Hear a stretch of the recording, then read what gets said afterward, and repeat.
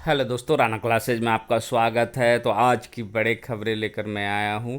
तो इस वीडियो को शुरू से अंत तक देखें। आज की वीडियो में क्या क्या रहेगा। अगस्त में सभी प्रस्तावित परीक्षाओं पर संकट, किन किन परीक्षाओं पर संकट के बादल हैं। एसएससी, जेई नीट और आपको बिहार दरोगा और दूसरे बिहार विधिक प्राधिकार से जो 25 पद निकले हैं वो कहाँ निकले हैं, इसको क्या पोस्ट निकले हैं, इसकी योग्यता क्या होगी। तो ये सब के बारे में आज मैं बताऊंगा। और भी अन्य खबरें हैं, तो शुरू करते हैं। कोरोना संक्रमण के प्रसार में आई तेजी से जेई मेंस, नीट और सीईटी की परीक्षाएं स्थगित किए जाने के बाद अब 17 अगस्त से प्रस्तावित कर्मचारी चयन आयोग एसएससी की परीक्षाओं पर भी संकट दिखाई पड़ रहा है। एसएससी की ओर से मार्च, अप्रैल, मई और जून महीने की परीक्षाएं स्थगित करने के बाद आयोग ने परीक्षा की नई तिथि 17 अगस्त से तय की गई थी।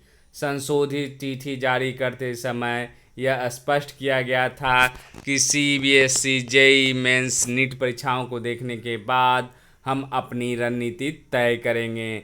एसएससी की अगस्त में होने वाली परीक्षाओं के संबंध में मध्य क्षेत्र के निदेशक राहुल सचान का कहना है कि सीबीएसई फिर सीटीईटी, जेईई मेंस, नीट की परीक्षाएं टल जाने के बाद अब आयोग गृह मंत्रालय के दिशा निर्देश का पालन करते हुए अपनी परीक्षाओं को संचालित करने के बारे में निर्णय लेगा। इनका कहना है कि हमें परीक्षा तैयारी के लिए 1 महीने का समय चाहिए। आयोग परिस्थितियों का अध्ययन करने के बाद निर्णय लेगा। और क्या है, एसएससी की जिन परीक्षाओं पर संकट है तो 17 से 21 अगस्त एवं 24 से 27 अगस्त तक प्रस्तावित सीएचएसएल टीयर 1 परीक्षा 2019, 1 से 4 सितंबर के बीच प्रस्तावित जेई 2019 पेपर 1 परीक्षा, 7 से 9 सितंबर के बीच प्रस्तावित सिलेक्शन पोस्ट 2020 पेज 8 परीक्षा, 10 से 12 सितंबर के बीच प्रस्तावित stenographer grade C and D 2019 परीक्षा, 29 सितंबर से 1 अक्टूबर और 5 अक्टूबर को प्रस्तावित दिल्ली पुलिस में एसआई पेपर 1 परीक्षाओं 2020, 6 अक्टूबर को प्रस्तावित जूनियर हिंदी ट्रांसलेटर पेपर 1 परीक्षा 2020 और 14 से 17 सितंबर के बीच प्रस्तावित सीएचएस सीजीएल टीयर 2 परीक्षा 2019। और क्या है, जूनियर हिंदी ट्रांसलेशन परीक्षा के अंक जारी कर दिए गए हैं। तो एसएससी ने junior Hindi translator, junior translator, senior Hindi translator और हिंदी प्राध्यापक परीक्षा 2019 के पेपर 2 का रिजल्ट 16 अगस्त को जारी कर किया गया था। आयोग की ओर से दूसरे प्रश्न पत्र परीक्षा के अंक वेबसाइट पर जारी कर दिए गए हैं। तो मतलब आप समझ रहे हैं कि ये परीक्षाएं जो संकट में है ये अगस्त से प्रस्तावित, मतलब क्या हो गया कि अगस्त, सितंबर और अक्टूबर की परीक्षाएं भी खतरे में मंडरा रही है। और जहाँ तक बात है बिहार के संदर्भ में, तो बिहार में बीपीएससी मेंस और जो 31वीं न्यायिक सेवा जो परीक्षा थी वो भी रद्द कर दिया गया है। वो 4 अगस्त से शुरू थे और एक 9 अगस्त को होनी थी। और बची है जो अभी तक चर्चाएं हैं वो 23 अगस्त के बिहार दरोगा, उसकी टलने की पूरी संभावना है।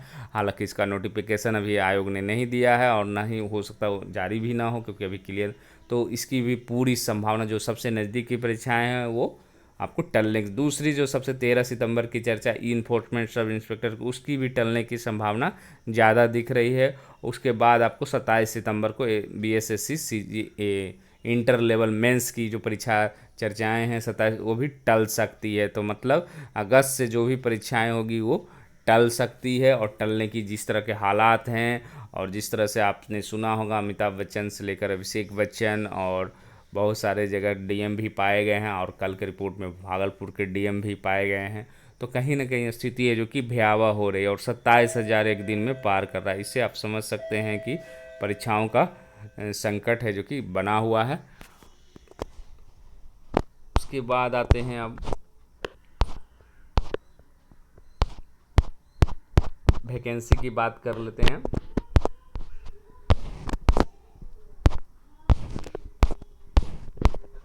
तो बिहार राज्य विधिक सेवा प्राधिकार, तो बिहार के विभिन्न जिला विधिक सेवा प्राधिकार के अनुसेवक के पदों पर नियुक्ति हेतु अधोलिखित वेतनमान पर समय समय पर राज्य सरकार द्वारा निर्धारित जीवन यापन भत्ता सहित संलग्न प्रपत्र में अधोशास्त्री द्वारा आवेदन पत्र आमंत्रित किया जाता है।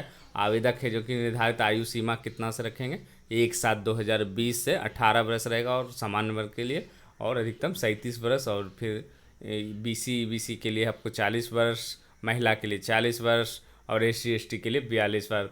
अभ्यर्थियों को राज्य सरकार द्वारा निर्धारित आरक्षण नीति का लाभ दिया जाएगा।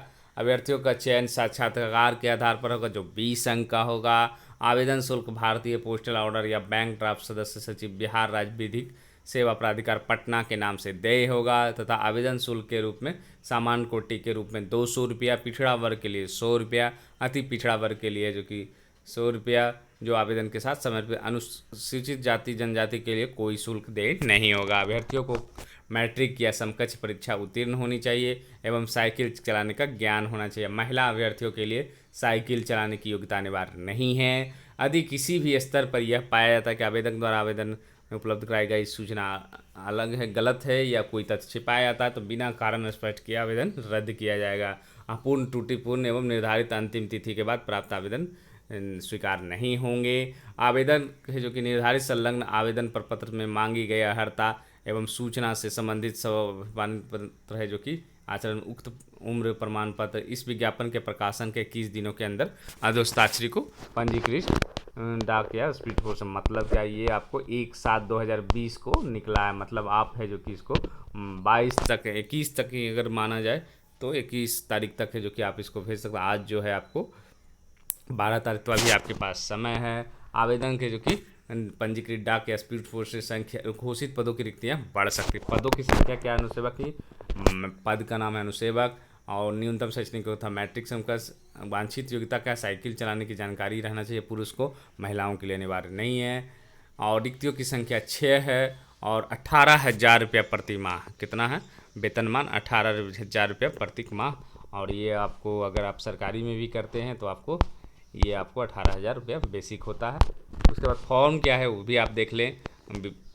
आवेदक का नाम है, उसमें नाम लिखना है, फिर लिंग है, पिता का नाम लिखना है, जन्म तिथि, एक साथ को उम्र लिखना है, क्या आवेदक पिछड़ा जनजाति उचित प्राधिकार से छाया प्रति उसको संलग्न करना है, अगर कार्रवाई लंबित है, स्थायी पता, प्रमाण पता, शैक्षणिक योग्यता, बोर्ड उत्तीर्ण, प्राप्तांक प्रतिशत। तो मतलब इसमें कोई खास ज़्यादा कुछ आवेदन शुल्क का विवरण जो है वो देना है, तो मतलब कहीं ज़्यादा परेशानी नहीं। और इसको आपको 21 तारीख तक है जो कि आप भेज सकते हैं स्पीड पोस्ट। मतलब आपको अगर भरना है किसी को तो आप 1-2 दिनों के अंदर ही भरें, जिससे कि आपका डाक है जो कि पहुंच जाए। उसके बाद आते हैं दूसरी जो वैकेंसी है, तो 6 पदों की होगी, ये भी है जो कि आपको एक साथ को ही निकली है। और ये जो पद है उसी तरह का है, आपको 37 वर्ष एज है, 40 वर्ष है। और ये पद का नाम क्या है, आदेशपाल है, और ये भी 20 अंक का होगा, सेम उसी टाइप का है, आपको 21 दिन के अंदर करना है। फीस भी उसी तरह 200 रुपये है, और पिछड़ा वर्ग के लिए जो कि 100 रुपये है। SC/ST के लिए कोई शुल्क नहीं है। एज भी है जो कि आपको 1/7/2020 से ही गणना होगी, 21 दिनों के अंदर इसको भी पहुँचाना है। और सीटों की संख्या इसमें है 19, रिक्तियों की संख्या 29 है। तो 5200 से 20,000 ग्रेड पे जो कि 1800 है। मतलब ये आप भर सकते हैं, और ये आपकी सरकारी सेवा का है, और आपको काफ़ी जो कि ये मौका है जो कि मिल सकता है, क्योंकि 20 नंबर का ही इंटरव्यू क्या होगा ये अभी स्पष्ट नहीं किया गया। साइकिल चलाने आपको आना चाहिए, और ये एक तरह से कह सकते हैं कि ये पूरी तरह जो कि गवर्नमेंट्स, जैसे ही आपको ग्रेड पे लग जाती है वहाँ पर क्या होगा, आपको गवर्नमेंट सर्विस है, और इसको आप भर कर है जो कि आप फ़ायदा उठा सकते हैं, बिहार में सर्विस कर सकते हैं। तो ये विज्ञापन आपको बताया। उसके बाद इसका भी फॉर्म उसी तरह है, आप देख सकते हैं, सेम उसी तरह का है, इस तरह से आपको अनुसेवक का था। अब आते हैं दूसरी बड़ी खबरों पर।